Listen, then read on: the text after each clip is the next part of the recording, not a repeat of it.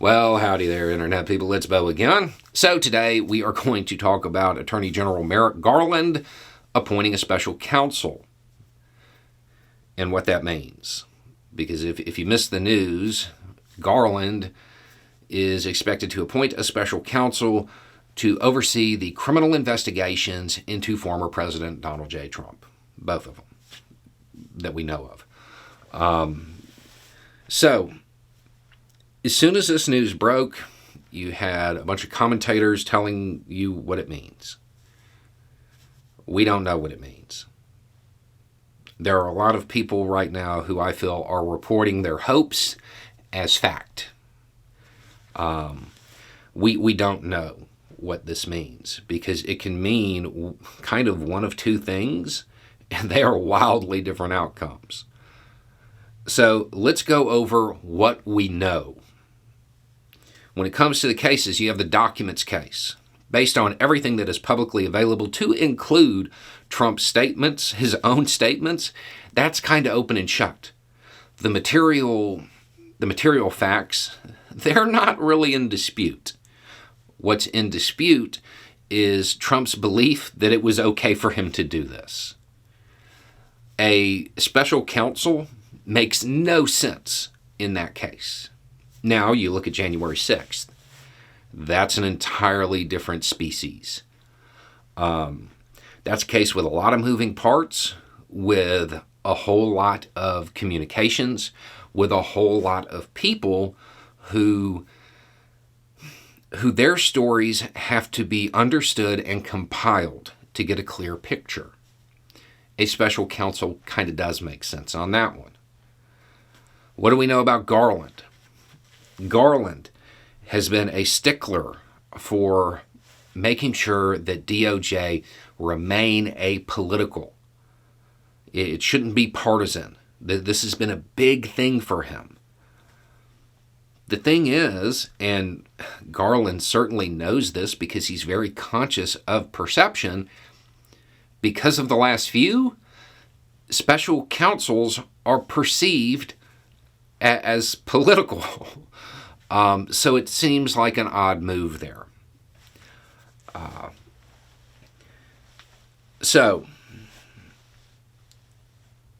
because of the last few, there is no doubt that the Republican Party will be able to successfully paint the special counsel as an exploratory fishing expedition and they're just snooping around. They'll be able to do that for their base. Now, whether or not that plays to the rest of the country, we don't know that yet. So at that point, you have a lot of transparency, you have a lot of distance between the special counsel and Garland and the administration. Okay? So this could be the prelude to the institution of the presidency being protected, meaning Trump's going to get a slap on the wrist, if anything. The alternative to that is that Garland is completely aware of how a special counsel is perceived, and he doesn't like it. So the transparency, the distance, all of that, yeah, that's to make sure DOJ remains apolitical. And at the same time, it could be used to put teeth back into the special counsel, back into that idea, that mechanism. And if that's the case, well, they're going to sink Trump. The thing is, we don't know which it is. I don't think anybody knows.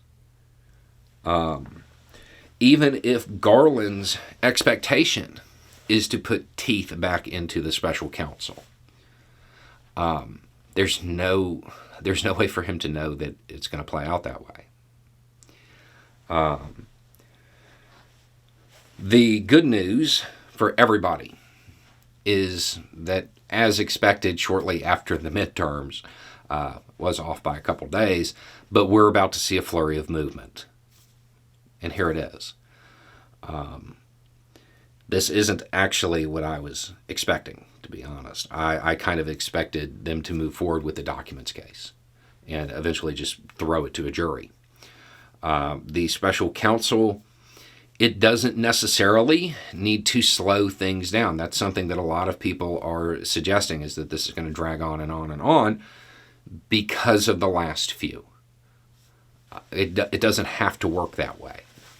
There is no expectation that a special counsel takes a really, really long time to do something. That's not a requirement. So it doesn't necessarily have to slow everything down. But it is going to keep this in the headlines, which we're going to be talking about that soon. As long as Trump is a figure on the national scene, he has to be talked about. You can't ignore him. Can't think that he has been, contained. Humanity has made that mistake with people like him before. So the news is out. There's going to be a special counsel. At least all reporting suggests that. But as far as what we can infer from it, not a lot. Because the pieces that are available, they can be used to frame two wildly different stories and two wildly different futures. So at this point, we know this has occurred. They are in what could be perceived as an end game now, but we don't know what the final scene is going to be on this one. And I don't think those who are saying 100% certain it's going to go this way, I think they may be letting their hopes get in the way of their better analytical practices. Anyway, it's just a thought. Y'all have a good day.